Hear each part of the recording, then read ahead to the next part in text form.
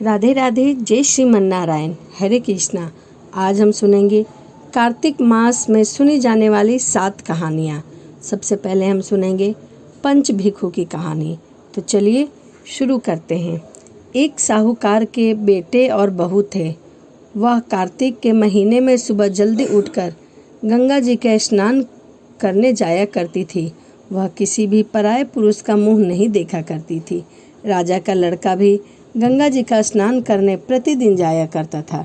राजा का लड़का कहता कि मैं सुबह इतनी जल्दी आता हूँ, परंतु मुझसे भी पहले कोई है जो नहाकर चला जाता है। जब 5 दिन कार्तिक के बीत गए तो एक दिन साहूकार के बेटे की बहू नहाकर जा रही थी और राजा का बेटा आ रहा था। शोर सुनकर जल्दी से जाने लगी। इससे जल्दी में वह अपने मोतियों की माला वहीं भूल गई।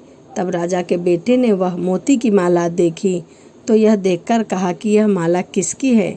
जो माला इतनी सुंदर है तो वह पहनने वाला कितना सुंदर होगा।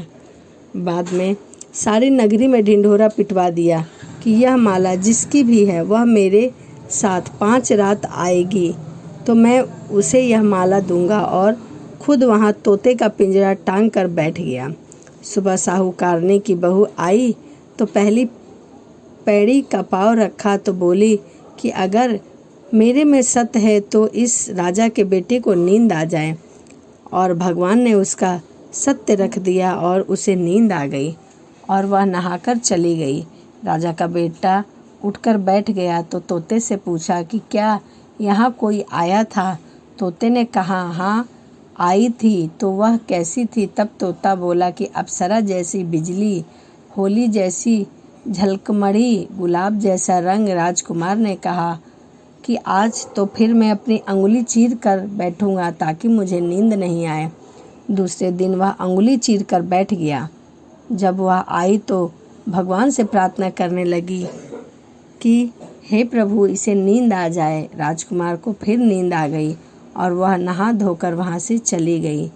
जब राजा के बेटे की आँख खुली तब उसने उठकर तोते से पूछा तो उसकी सारी कहानी बता दी तोते ने।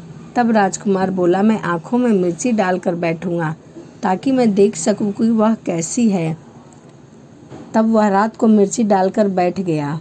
वह आई और प्रार्थना करी जिससे राजकुमार ठीक है सो जाए। वह ले जाकर वह आई और नहा धोकर चली गई। राजकुमार उठा तो तोते से पूछा बोली कि तू पैसा लेकर आई है? बहू बोली कि हाँ, कोठरी में रखा है, जाकर देख लो। उसने कहा, आज तो बिना कोठरी खोल कर देखी ही बैठूंगा और हीरे मोती जगमगा रहूंगा। बिना बिस्तरे के बैठे तो भगवान से वही बात कही। तो राजकुमार को फिर नींद आ गई। तो सच में वह नहाकर जाने लगी तो बहू ने सास को सारी कहानी बता दी। राजकुमार ने उठकर देखा कि वह नहाकर चली गई है। वो बोला कि आज तो मैं आग की महीना रख कर बैठूंगा। साहूकार की बहू आई तो भगवान से कहा कि हे प्रभु, 4 रात तो निकल गए हैं, परंतु और आकर बहू से कहती कि मेरे से दाम मांग। आज की रात यह कहती भी मेरा सत्य रख दीजिए। बहू बोली कि आप तो सास है, मैं आपसे कैसे दाम मांग चली जाएगी? मगर और भगवान ने उसका सत्य रख दिया और उसे नींद आ गई और वह नहाकर तो सास चली गई। तब पतवारी के पास जाकर बैठ हत्यारे से कह देना कि पतवारी ने सास को पान पूरी हो गई है, इसीलिए मेरे मोतियों की माला मेरे घर भिजवा दे। फिर राजा ने तोते से पूछा कि क्या वह आई थी? तो तोते ने कहा कि हाँ, वह आई थी और उसने अपनी माला अपने घर पर मंगवाई है। तब राजकुमार ने सोचा कि वह तो सच्ची थी, उसका तो भगवान ने भी सत्य रख लिया। दोगली है। थोड़े दिन बाद राजा के बेटे को तो धन दिया ही नहीं मुझको और वह दर्द से तड़पने लगा। तब राजा ने बोलने लगे कि बहू तो सत्य की भूखी थी, क्यों जल रहा है? तुम धन की भूखी हो। हे पतवारी माता, जैसे बहू को दिया उस साहूकार की सबको देना, जैसे सास को दिया वैसे किसी को न देना। इसका कोण ठीक हो जाएगा। चलिए अब हम सुनेंगे पानी से यदि कहानी कार्तिक मास में तुलसी की ठीक हो जाएगा। राजा उसकी माला लेकर घर गया और साहूकार से कहा कि यह माला आपकी बहू की है पवित्र हो और उसके नहाए हुए जल से मेरे बेटे दामोदर की पूजा दो। तो साहूकार ने कहा कि वह तो किसी पराये पुरुष का मुंह भी नहीं देखती। इस नाली दास के नीचे राजकुमार को बैठा दो ताकि दास वह ऊपर नहाएगी तो नीचे से पानी भगवान के गिर जाएगा। इसी से राजकुमार नहा लेगा। राजकुमार वहीं नाली के पास बैठ गया और जब वह नहाई तो उसके पैरों से पानी गिरे। उसकी चंदन जैसी काया हो गई। जितना भी अपने मूल्य का विस्तार करती है उतने में ही सहज सबका रखना। कहते सुनते हूँ काम लोते मैं अपने सारे परिवार का सत रखना। कोई तुलसी संयुक्त जल से स्नान करता है तो सुनी जाने वाली तपसी और लपसी की कहानी हो जाता है और आनंद का अनुभव करता है। जिसके घर में तुलसी का पौधा विद्यमान होता है और एक उसका घर तीर्थ के समान माना जाता है। भगवान की सेवा में वहाँ यमराज के दूत नहीं जाते। जो मनुष्य तुलसी काष्ठ संयुक्त गंध धारण करता है, दही की लस्सी बनाता भगवान को उसके शरीर को स्पर्श भी जाया करता था। जहाँ तुलसी वन की छाया कि वह दोनों में बहे छिड़ गई। तृप्ति के लिए हम दोनों में बड़ा करना चाहिए। जिससे कहता है कि मैं बड़ा हूँ और मस्तक कहता है कि मैं बड़ा हूँ। दिखाई देता है मैं सारा दिन भगवान के भक्ति में लगा रहता हूँ। दृष्टि नहीं हो सकती। इतना सुन वहीं से नारद जी गुजर रहे थे और सुमेधा नाम ने लपसी तपसी को लड़ते हुए देखा। वह आते लड़ने का कारण दुर्गम वन में परिश्रम। तब लपसी बोला कि मैं बड़ा हूँ लेकिन हो गए। तपसी कह रहा है कि मैं बड़ा हूँ। तुलसी दल मानने को राजी ही नहीं थे। तुलसी का महान वर देखकर उसकी तपसी बोला कि मैं बड़ा हूँ। तपसी बोला मैं बड़ा हूँ किया। यह देखकर हरि में इसका फैसला मैं कल आकर कर दूंगा। तुमने अन्य सभी देवताओं और रोज की तरह सुबह स्नान करके लौट रहा था रहते हुए तुलसी वन को प्रणाम क्यों किया? 1.25 करोड़। सुमेधा ने बताया कि प्राचीन काल में जब दुर्वासा ने इधर उधर देखा साप से इंद्र का ईश्वरीय तपस्या करने बैठ गया। देवताओं और असुरों ने मिलकर समुद्र आया।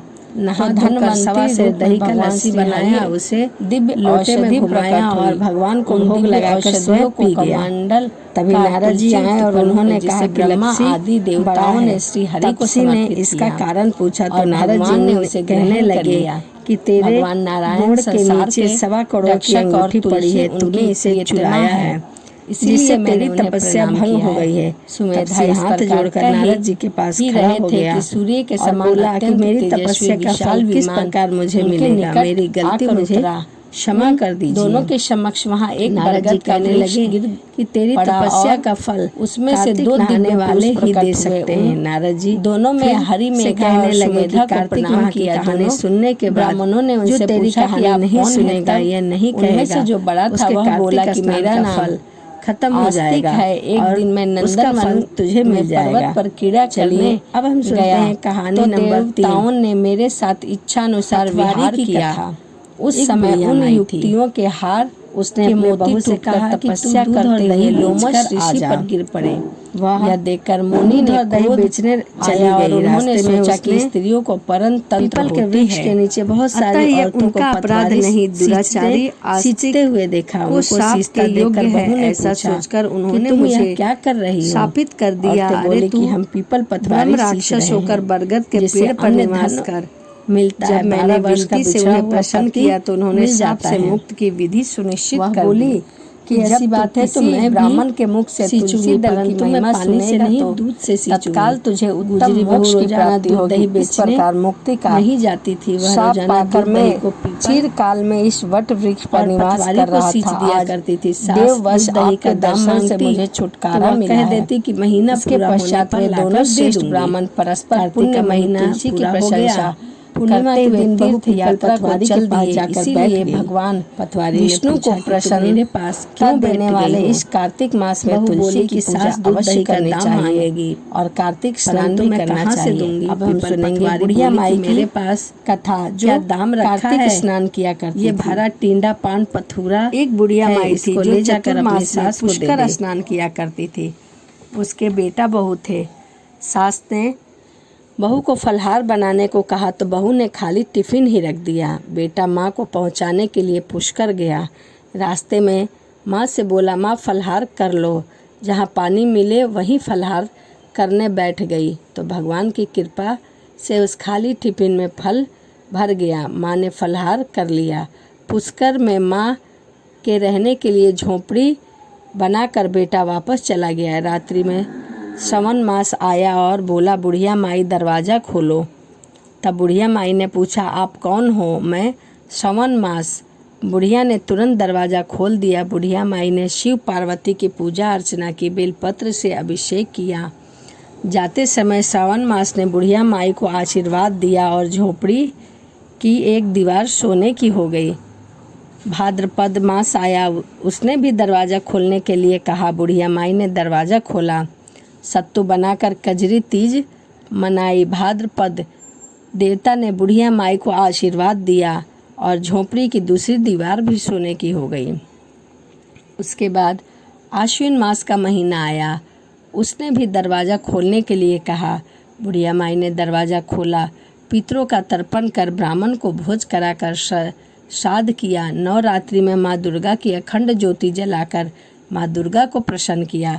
सत्य की विजय दिवस के रूप में बुराई का अंत, खुशी में दशहरा मनाया। अश्विनी मास ने जाते समय प्रसन्न होकर तीसरा दीवार भी बहुमूल्य रत्नों से जड़ित कर दिया और बुढ़िया माई को सदैव प्रसन्न रहने का आशीर्वाद प्रदान किया। इन सब के बाद कार्तिक का महीना आया, उसने भी दरवाज़ा खोलने को कहा। बुढ़िया माई ने दरवाज़ा खोला। अति प्रसन्न मन से कार्तिक स्नान किया, दीपदान कर दिवाली, गोवर्धन पूजा, भाई दूज, गोपाल अष्टमी, आंवला नवमी मनाई। कार्तिक माह ने जाते समय आशीर्वाद दिया और झोपड़ी के स्थान पर महल बन गया। बुढ़िया माई गरीबों की सेवा कर भोजन कीर्तन में अपना समय व्यतीत करने लगी। बेटा अपनी माँ को ले जाने के लिए आया तो माँ की झोपड़ी पहचान न सका, तो इधर उधर पड़ोसियों से पूछने लगा। उन्होंने सभी कहानी बताई तो बेटा माँ के चरणों में गिरकर बोला, माँ घर चल। सारे सामान के साथ घर ले आया। सासू माँ के ठाठ देखकर बहू के मन में लालच आ गया और उसने अपनी माँ को भी पुष्कर छोड़कर आने को कहा, तो उसका पति अपनी सास को भी पुष्कर छोड़ आया। परंतु बहू की माँ धर्म कर्म में बिल्कुल रुचि नहीं रखा करती थी। वह 4 समय भोजन करती और दिन भर सोती रहा करती थी। 4 मास आए और चले गए। जाते समय झोपड़ी गिर गई और बहू की माँ गधी की योनि में चली गई, क्योंकि औरत लक्ष्मी का रूप होती है और लक्ष्मी की तरह चंचल होना चाहिए। भगवान की पूजा और अतिथि का सम्मान, दान पुण्य करना चाहिए। बहू ने कहा, अब माँ को ले आवे। जब जवाई सास को लेने गए तो वह कहीं नहीं मिली। लोगों से पूछने पर लोगों ने बताया कि तेरी सास धर्म कर्म कुछ नहीं किया करती थी, सिर्फ खाती रहती थी और सोती रहती थी, जिससे वह गधी की योनि में चली गई। जवाई गधी योनि यानी कि सास को बांधकर घर ले आया। उसकी पत्नी ने पूछा कि मेरी माँ कहाँ है? तब पति ने कहा, तेरे लालच की वजह से तेरी माँ गधी योनि में आ गई है। बड़े बड़े विद्वान ब्राह्मण ऋषि मुनि से पूछने पर उन्होंने बताया कि तेरी सास ने स्नान किए पानी से स्नान करने पर उसे मनुष्य योनि मिली। तब बहू ने ऐसा ही किया और उसकी माँ को पुनः मनुष्य योनि मिल गई। हे राधा दामोदर, भगवान जैसा आपने बुढ़िया माई को दिया वैसा सबको देना। तो यह बुढ़िया माई की कहानी थी। अब हम सुनेंगे अगली कहानी, कार्तिक माह की कहानी, खिचड़ी का बेला। तो चलिए शुरू करते हैं। किसी गांव में एक बुढ़िया माई रहती थी। वह कार्तिक का व्रत रखा करती थी। उसके व्रत खोलने के समय भगवान कृष्ण आते और एक कटोरे में खिचड़ी रखकर चले जाया करते थे। बुढ़िया माई की पड़ोस में एक औरत रहा करती थी। वह हर रोज़ उसे देखकर उससे ईर्ष्या किया करती थी। उसका कोई भी नहीं था, फिर भी उसे खाने के लिए खिचड़ी मिल जाता है। एक दिन कार्तिक महीने का स्नान करके बुढ़िया माई गंगा गई। पीछे से कृष्ण भगवान उसका खिचड़ी का कटोरा रख गए। पड़ोसन ने जब खिचड़ी का भरा हुआ कटोरा देखा और बुढ़िया को ना देखा, तब वह कटोरा उठाकर घर ले आई और पिछवाड़े फेंक गई। कार्तिक स्नान के बाद बुढ़िया घर आई तो उसे खिचड़ी का कटोरा नहीं मिला। अब वह भूखी ही रह गई। बार बार एक ही बात कहती कि कहाँ गई मेरी खिचड़ी और कहाँ गया मेरा खिचड़ी का कटोरा। दूसरी ओर पड़ोसन ने जहाँ खिचड़ी गिराई थी वहाँ एक पौधा उगा जिसमें 2 फूल खिले। एक बार राजा उस ओर से निकल रहा था। उसकी नज़र उन दोनों फूल पर पड़ी और वह उन्हें तोड़कर घर ले आए। घर आने पर उसे अपनी रानी को दे दिया। रानी उस फूल को सूंघने पर वह गर्भवती हो गई। कुछ समय बाद रानी ने 2 पुत्रों को जन्म दिया। वह दोनों जब बड़े हो गए तब वह किसी से भी बोलते नहीं थे, लेकिन जब वह दोनों शिकार पर जाते तब रास्ते में उन्हें वही बुढ़िया मिलती थी जो अभी भी यही कहती कि कहाँ गया मेरा खिचड़ी, कहाँ गया मेरा खिचड़ी का कटोरा। बुढ़िया माई की बात सुनकर वह दोनों कहते कि हम हैं तेरी खिचड़ी और हम तेरा बेला। हर बार जब भी वह शिकार पर जाते तो बुढ़िया माई से यही बात कहा करते थे। वह दोनों वही उत्तर देते। एक बार राजा के कानों में यह बात पड़ गई। उन्हें बहुत आश्चर्य हुआ। तब वह बुढ़िया के पास गए और बोले, हे राजा ने बुढ़िया को राजमहल में बुलवाया और कहा कि हम से तो हमारे बच्चे बोलते नहीं, किसी से भी नहीं बोलते, तुमसे यह कैसे बोलते हैं। बुढ़िया ने कहा कि महाराज मुझे नहीं पता कि हम मुझसे कैसे बोलते हैं और क्यों बोलते हैं। मैं तो कार्तिक का व्रत करती हूँ और कृष्ण भगवान मुझे खिचड़ी का बेला भरकर दे जाते। एक दिन मैं स्नान करके वापस आई तो मुझे खिचड़ी नहीं मिली। जब मैं कहने लगी कि कहाँ गई मेरी खिचड़ी, कहाँ गया मेरा कटोरा, तब यह दोनों लड़के बोले कि हाँ, हम ही हैं तेरी खिचड़ी और हम ही हैं तेरा बेला। पड़ोसन ने यह बातें सुन ली और सारी कहानी राजा को बता दी। वह फूल राजा ही तोड़ कर ले गए थे जिसे रानी ने सूंघा और उससे यह दोनों बालक ने जन्म लिया, इन दोनों लड़कों ने जन्म लिया। हमें भगवान ने तुम्हारे लिए ही भेजा है। तो यह कार्तिक मास की कथा थी, बुढ़िया माई की खिचड़ी की कथा। तो चलिए अब हम सुनेंगे कार्तिक मास में स्नान की कथा। एक नगर में एक ब्राह्मण दंपति रहा करते थे। वे दोनों प्रतिदिन 7 कोस गंगा स्नान, जमुना स्नान के लिए जाया करते थे। इतनी दूर आने जाने से ब्राह्मण की पत्नी थक जाया करती थी। एक दिन की बात है कि उस ब्राह्मण की पत्नी ने कहा कि यदि मेरा भी कोई पुत्र होता तो कितना अच्छा होता।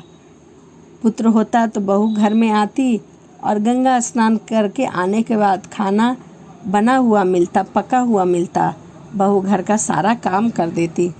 पत्नी की बात सुनकर ब्राह्मण ने कहा कि तूने तो बात सही कही है, चल तेरे लिए मैं एक बहू ला दूंगा। ब्राह्मण ने कहा कि क्यों मजाक कर रहे हो। ब्राह्मण ने एक पोटली में आटा डाल दिया, कुछ मोहरे रख दी। ब्राह्मण के कहे अनुसार उसने पोटली भी बांध दी। पोटली लेकर ब्राह्मण वहाँ से चला गया।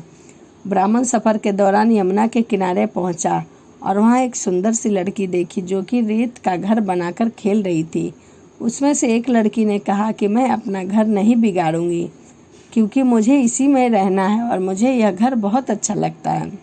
तभी ब्राह्मण ने कहा कि यह लड़की मेरी बहू बनने के लायक उचित है। जब वह लड़की अपने घर जाने लगी तो ब्राह्मण भी उसके पीछे पीछे उसके घर तक चला गया और वहाँ जाकर ब्राह्मण ने उस लड़की से कहा कि बेटी, कार्तिक मास का महीना चल रहा है, इसीलिए मैं किसी के घर का खाना नहीं खाता। मैं अपने साथ थोड़ा सा आटा लाया हूँ। तुम अपनी माता से पूछ लो कि यदि वह आटा छानकर 4 रोटी बना देगी तो मैं भी खा लूँगा। लड़की भीतर गई और अपनी माँ से सभी बातें कह दी। माँ ने कहा कि जा ब्रह्मदेव से कह दो कि वह अपना आटा दे दे, मैं रोटी बना दूँगी। जब वह आटा छानने लगी तो आटे में बहुत सारी मोहरें निकली। वह सोचने लगी कि जिसके आटे में इतनी सारी मोहरें हैं उसके पास कितने सारे मोहरे होंगे। जब ब्राह्मण खाना खाने बैठे तो लड़की की माँ ने उस ब्राह्मण से पूछा कि क्या आपका कोई पुत्र है, क्या आप उसकी सगाई करने जा रहे हैं। यह सुनकर ब्राह्मण ने कहा कि मेरा एक पुत्र है जो काशी पढ़ने गया है, लेकिन यदि तुम चाहो तो मैं खाट कटोरे से तुम्हारी बेटी का विवाह करा दूंगा। लड़की की माँ ने कहा ठीक है। ब्रह्मदेवता इस पर लड़की की माँ ने लड़की की खाट कटोरे से शादी करा दी, ब्राह्मण के साथ भेज दिया। ब्राह्मण ने घर आकर कहा, रामू की माँ दरवाज़ा खोलो, मैं तुम्हारे लिए बहू लेकर आया हूँ। ब्राह्मण की पत्नी भीतर से ही बोली, हमारे तो कोई बेटा बेटी नहीं है तो बहू कहाँ से लाए, दुनिया तो ताने मारती ही है, आप भी अब मारने लग गए। ब्राह्मण ने कहा तू दरवाज़ा तो खोल कर देख। जब ब्राह्मणी ने दरवाज़ा खोला तो सामने बहू को खड़ा देखकर उसका बहुत स्वागत किया, आदर किया, सत्कार किया और उसे अपने साथ अंदर ले गई। अब जब ब्राह्मण अपनी पत्नी के साथ नदी पर स्नान करने जाया करते थे तो उसके पीछे बहू घर का सारा काम कर दिया करती थी, खाना बना दिया करती थी, कपड़े धुल दिया करती थी और सास ससुर के आने पर उनके हाथ पैर भी दबाया करती थी। इस तरह बहुत दिन बीत गए। ब्राह्मणी ने अपनी बहू से कहा कि कभी भी चूल्हे की आग बुझने मत देना और मटके का पानी ख़त्म मत होने देना। परंतु एक दिन ऐसा हुआ कि चूल्हे की आग बुझ गई। यह देखकर बहू घबरा गई और आग लेने पड़ोसन के घर दौड़ी दौड़ी भागी। तभी पड़ोसन ने कहा कि तुम कहाँ रहती हो और तुम कौन हो, मुझे बताओ। मुझे थोड़ी आग चाहिए। मेरे सास ससुर सुबह 5 बजे से गए हैं, वह थके हुए घर आएंगे, इसीलिए उनके लिए खाना बनाना है। यह सुनकर पड़ोसन ने कहा कि तू तो बावली है, तुझे यह दोनों मिलकर पागल बना रहे हैं। इनकी कोई भी संतान नहीं है, यह निसंतान है। बहू ने कहा नहीं, ऐसा मत बोलो, इनका बेटा तो बनारस काशी में पढ़ने गया हुआ है। इस पर पड़ोसन ने कहा कि यह तुझे झूठ बोल कर लाए हैं, मेरी बात सच मान, इसका कोई भी बेटा नहीं है। अब बहू पड़ोसन की बातों में आ गई और कहने लगी कि अब बताओ मुझे क्या करना चाहिए। पड़ोसन ने कहा कि करना क्या है, जब तुम्हारे सास ससुर आए तो जली हुई रोटी बनाकर देना और बिना नमक की दाल बना देना। खीर की कड़छी दाल में और दाल की कड़छी खीर में डाल देना। पड़ोसन ने उसे अच्छे से सिखा पढ़ा दिया।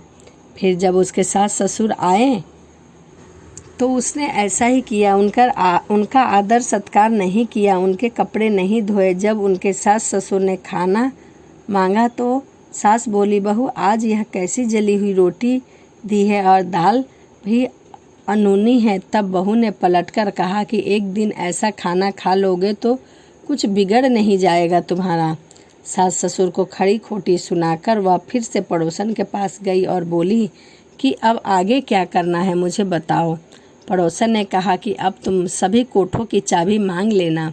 अगले दिन जब सास स्नान के लिए जाने लगी तो बहू अड़ गई कि मुझे 7 कोठों की चाबी चाहिए। तब ससुर ने कहा कि इसे चाबी दे दो।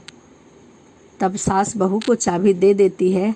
सास ससुर के जाने के बाद जब वह बहू दरवाज़ा खोल कर देखती है तो वह घर अन्न से भरा हुआ है, किसी में धन भरा हुआ है, किसी कोठे में बर्तन भरे हुए हैं। उसने सबसे ऊपर का 7वां कोठा खोला तो देखा कि उसमें शिव जी, पार्वती जी, गणेश जी, लक्ष्मी माता जी, पीपल पथवारी, कार्तिक के ठाकुर, राई दामोदर, तुलसी का बीड़वा, गंगा यमुना और 33 कोटि देवी देवता विराजमान हैं। और वहीं एक लड़का चंदन की चौकी पर बैठकर माला जप रहा है। यह सब देखकर उसने लड़के से पूछा कि तुम कौन हो। तब लड़का बोला कि मैं तेरा पति हूँ, अभी दरवाज़ा बंद कर दे, जब मेरे माता पिता आएंगे तब दरवाज़ा खोलना। यह सब देखकर बहू बहुत खुश हो गई और उसने 16 श्रृंगार करके सुंदर वस्त्र पहनकर अपने सास ससुर का इंतजार करने लगी। कुछ समय बाद उसके सास ससुर आए। उसने सास ससुर का खूब आदर सत्कार किया, अच्छे अच्छे पकवान बनाए। तब उसके सास ससुर घर आए और उन्हें उसे प्रेम पूर्वक खाना खिलाया। हाथ पैर दबाने लगी। पैर दबाते दबाते बहू ने कहा कि माँ, आप इतनी दूर गंगा यमुना स्नान करने के लिए जाती हैं तो आप थक जाती होंगी, इसीलिए आप घर पर ही क्यों नहीं स्नान कर लेती हैं। यह सुनकर सास कहने लगी कि बेटी, गंगा यमुना घर पर तो नहीं बहती है। तब उसने कहा कि हाँ माँ जी, घर पर ही बहती है, चलो दिखाती हूँ।